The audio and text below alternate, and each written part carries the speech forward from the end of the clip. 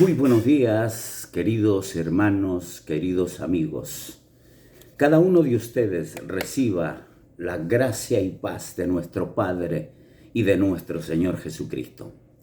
El tema de hoy, buenas noticias. Buenas noticias.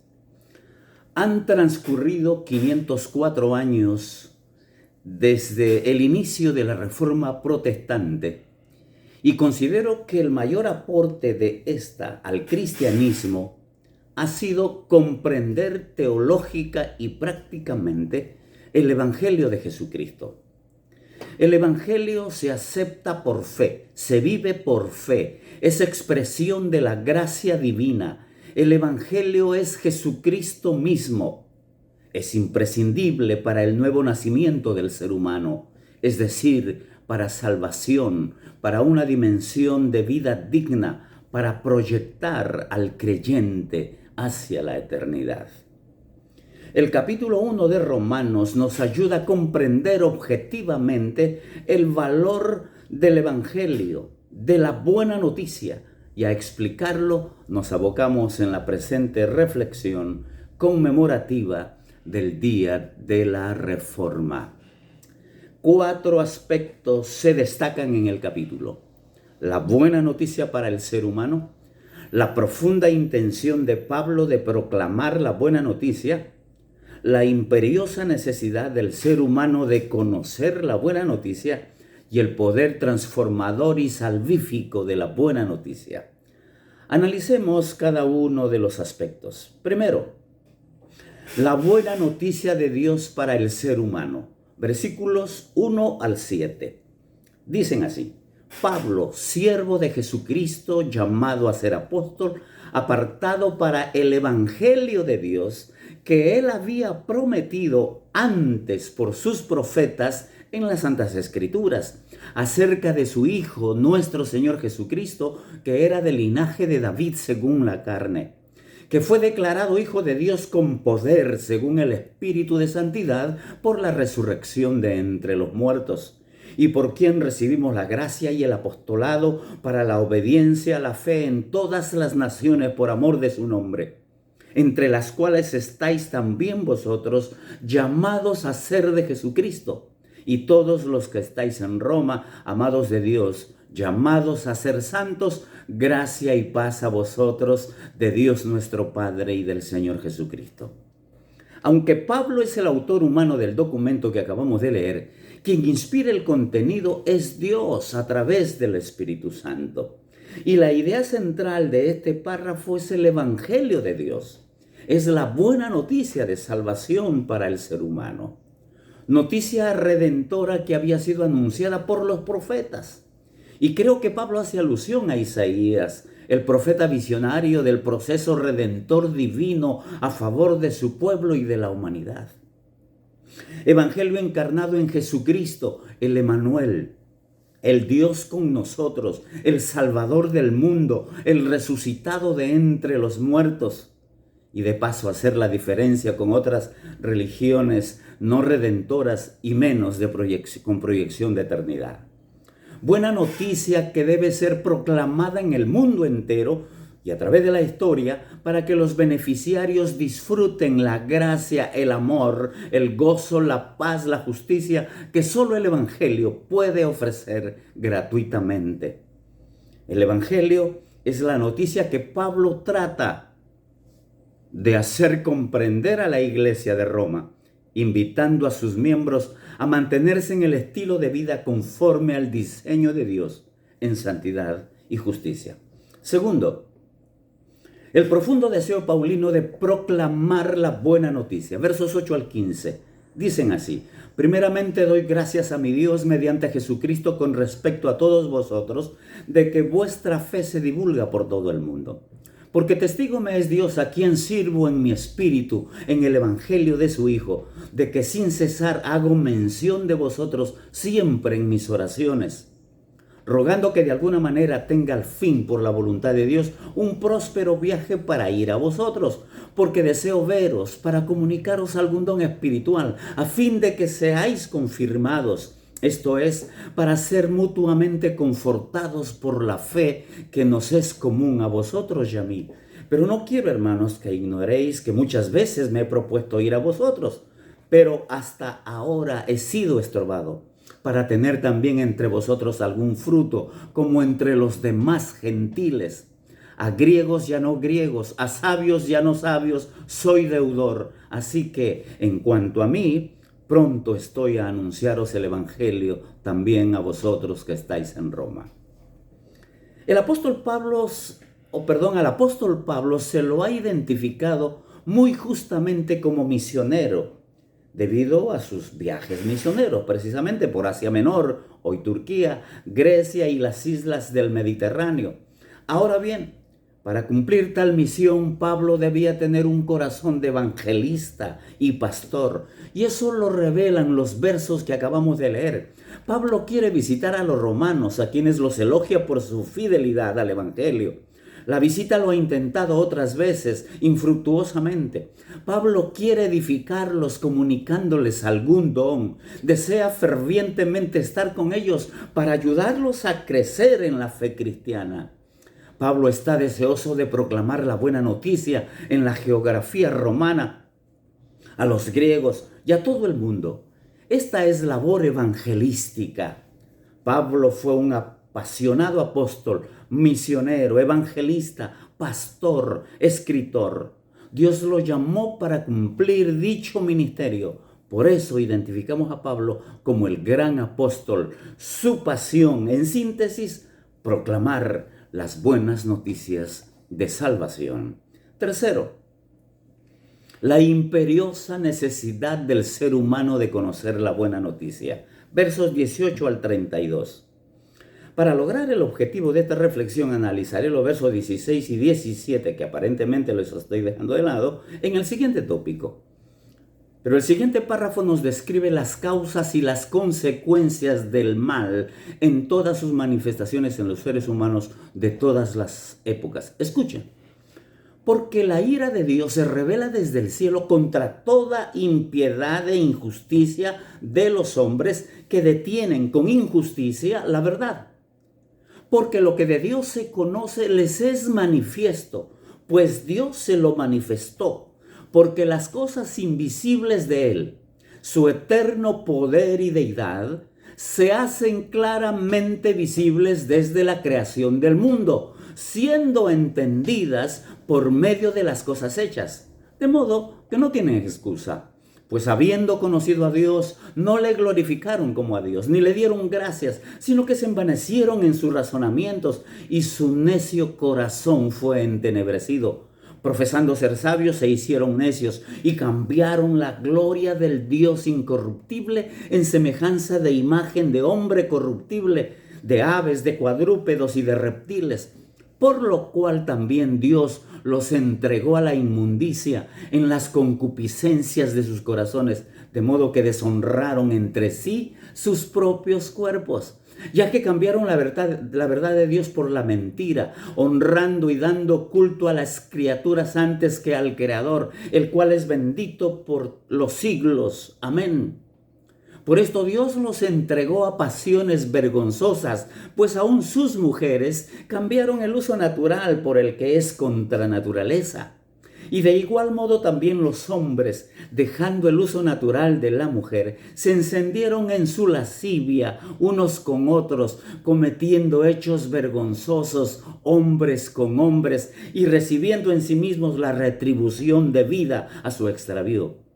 Y como ellos no aprobaron tener en cuenta a Dios, Dios los entregó a una mente reprobada para hacer cosas que no convienen, estando atestados de toda injusticia, fornicación, perversidad, avaricia, maldad, llenos de envidia, homicidios, contiendas, engaños y malignidades, murmuradores, detractores, aborrecedores de Dios, injuriosos, soberbios, altivos, inventores de males, desobedientes a los padres, necios, desleales, sin afecto natural, implacables, sin misericordia, quienes habiendo entendido el juicio de Dios, que los que practican tales cosas son dignos de muerte, no solo las hacen, sino que también se complacen con los que las practican.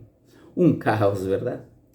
Al redactar este párrafo, Pablo está pensando en la realidad espiritual del mundo, que se traduce en conductas buenas y malas. La maldad en el corazón del hombre tiene su origen en el rechazo a los designios divinos. Pablo argumenta que lo invisible de Dios, su eterno poder y deidad, se hacen visibles y con claridad desde la creación. David lo entendió con mucha precisión y por eso escribió: los cielos cuentan la gloria de Dios y el firmamento anuncia la obra de sus manos.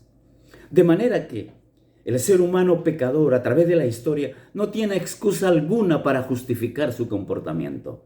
El ser humano siempre ha actuado en rebeldía contra su creador.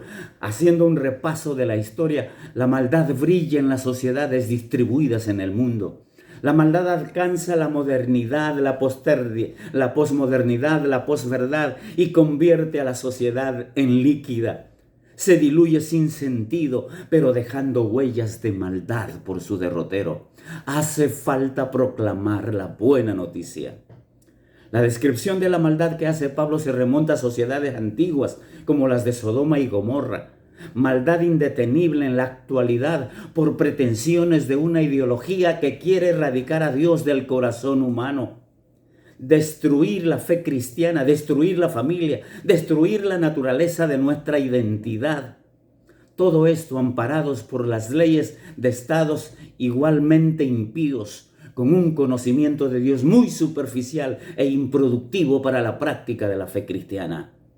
Algo más, hay complacencia en quienes practican la maldad, sin el mínimo reparo de lo bueno, de lo justo, de lo moral. Una sociedad que entrega su vida a una eternidad sin Cristo, a menos que se arrepienta y crea en el Dios justo que puede transformar sus vidas si solo conocieran la buena noticia del Evangelio de Jesucristo.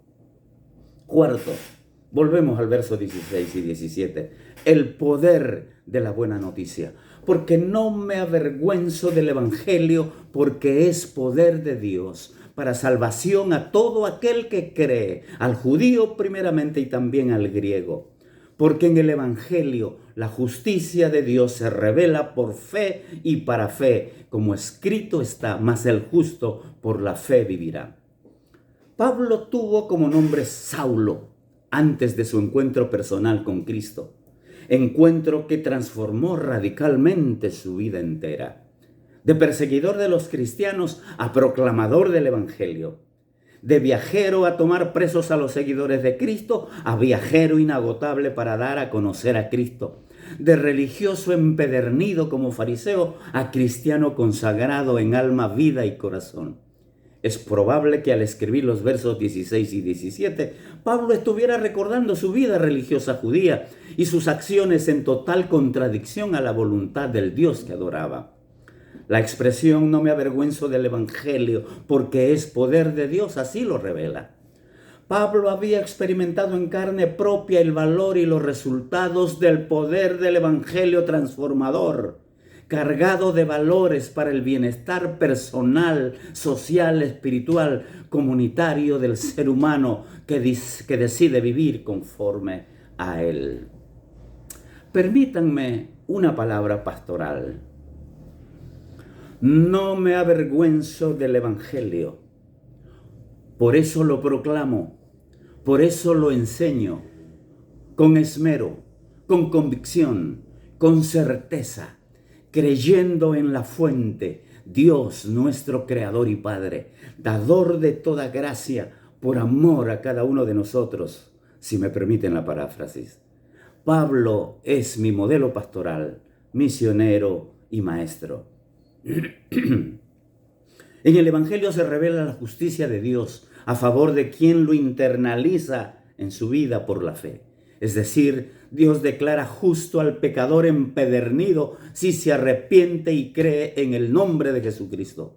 Sus pecados son perdonados, su culpa quitada, es hecho una nueva criatura, un verdadero hijo de Dios. Esta es la síntesis de la buena noticia proclamada por el gran apóstol. Conclusión. El doctor William Greathouse, en la introducción a su comentario a la epístola a los romanos, menciona la experiencia de tres hombres históricos del mundo cristiano. Menciona en primer lugar a San Agustín, quien por el año 386 de nuestra era tuvo una experiencia muy singular para su conversión. Cito: sentado en el huerto de la casa del obispo Ambrosio de Milán, le pareció escuchar dos palabras: tolle lege, toma y lee, toma y lee.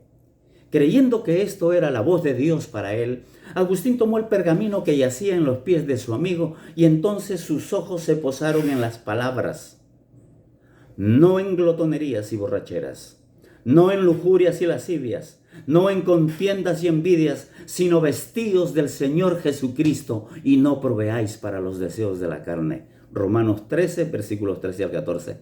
Dijo San Agustín: ya no leí más. Escribió San Agustín, ni lo necesitaba, porque instantáneamente, al fin de la frase, como si fuera una luz de serenidad que se adentrara en mi corazón, toda la oscuridad de la duda disipó. En noviembre de 1515, Martín Lutero, monje agustino y doctor en Sagrada Teología en la Universidad de Wittenberg, Alemania, principió a preparar su exposición sobre Romanos. Tenía un conflicto para entender la justicia de Dios, hasta que por fin el texto le abrió el entendimiento y la comprensión para entender que la justicia divina es un don de Dios que se logra por la fe y para vivirla en fe. Dice que experimentó un nuevo nacimiento y una entrada al paraíso. El 24 de mayo de 1738, Juan Wesley escribió en su diario que esa noche fue a la reunión de una sociedad cristiana y alguien leía el prefacio de Lutero a la epístola a los romanos. Y luego de la explicación sobre el tema, Wesley recibió un impacto espiritual y escribió: sentí que confiaba en Cristo y solo Cristo para mi salvación, y me fue dada una seguridad de que Él había removido mis pecados, sí, los míos, y que me había salvado de la ley del pecado y de la muerte. Como Agustín, Lutero, Wesley y otros, quien les habla también recibió el impacto de la buena noticia. Lo recuerdo vívidamente. Dios tuvo misericordia de mi vida, me perdonó, me salvó y me llamó a su santo ministerio. Hoy proclamamos con certeza la verdad de la justicia divina manifestada en el Evangelio para salvación de todo aquel que está dispuesto a creer. Oremos. Bendito Dios, Dios de amor, Dios de gracia, Dios de justicia.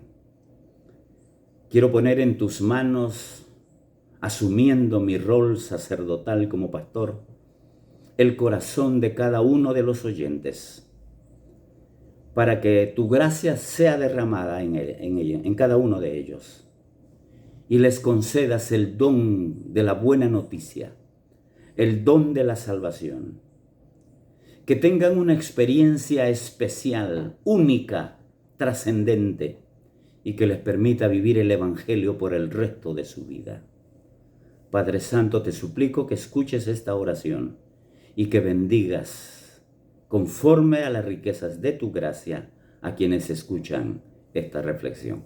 Que así sea, Padre amado, en el nombre de Jesús. Amén.